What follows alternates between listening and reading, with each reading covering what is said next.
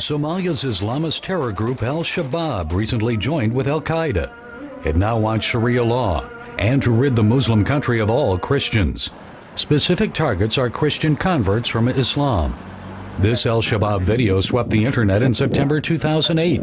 It shows the brutal beheading of 25-year-old aid worker Mansour Mohammed. He converted to Christianity in 2005.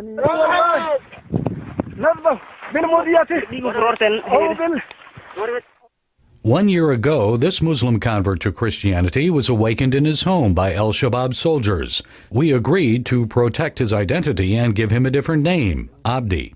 They ransacked my house, searched my bag, and found several pages from a Bible. They had crosses on them. Abdi was taken away, imprisoned, and tortured. Tell me what they then did to you and what they said to you.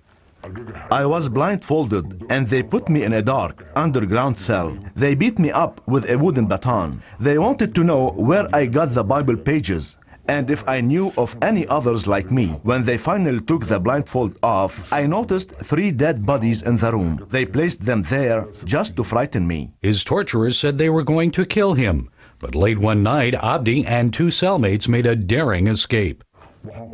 The guards thought they had locked our cell door, but it wasn't locked. We opened it, ran to the wall, and started climbing. The guards opened fire on us. Bullets killed one of my cellmates, but the other prisoner and I jumped over the wall. Reunited with his family, Abdi is now living in a safe place. He says he still suffers physical pain from the torture he endured. Spiritually, he feels closer to God. I was happy to go through all this because now I'm stronger spiritually. People prayed for me to escape. Their prayers are what saved my life.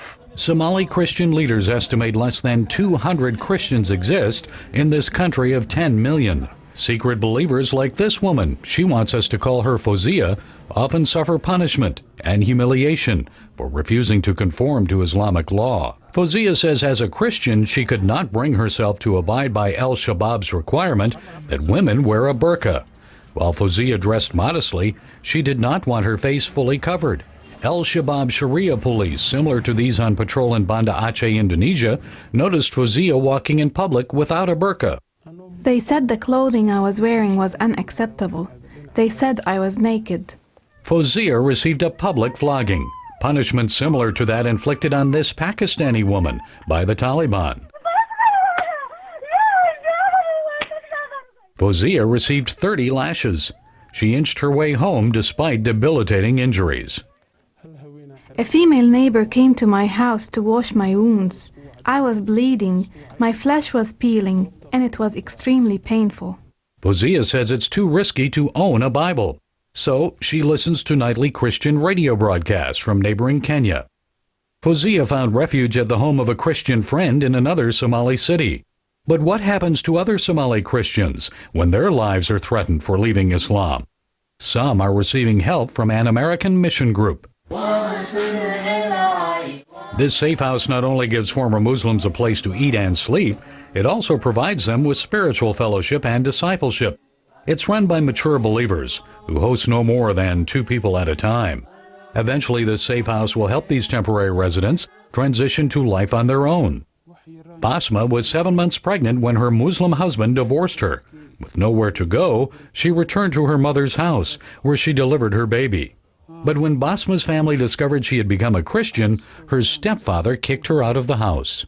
He said I was infecting the entire household, and he threatened to kill me if I didn't leave. Basma was forced to live on the street with her infant until a VOM worker met her and offered her refuge at the safe house. I was praying that God would give me a house where I could sleep. This is a very good house, a house of worship, a house of God. He answered my prayers. Fozia and other Somali Christians are praying for a better life, one free from the oppression of Al-Shabaab and other Islamists. Pray that we Somali believers will live our lives closer to the kingdom of God. Pray that we will endure the weight of life in this Islamic nation. Gary Lane, CBN News, Somalia.